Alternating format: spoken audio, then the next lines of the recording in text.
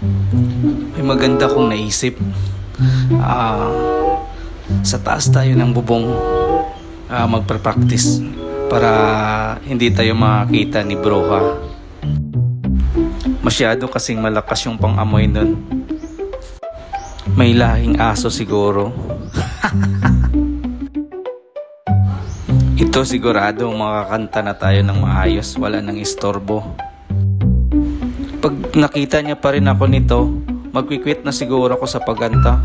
Sayang naman yung boses ko, pero no choice na.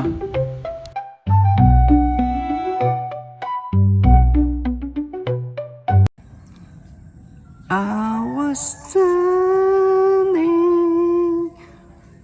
on a world against the world outside. Sinbaga si Jun ay kay hinapang inusoy kay Jun hay.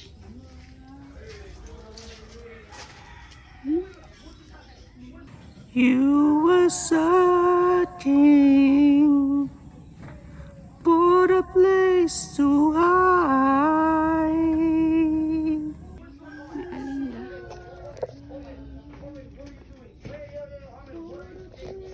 Babatian pa kung malino.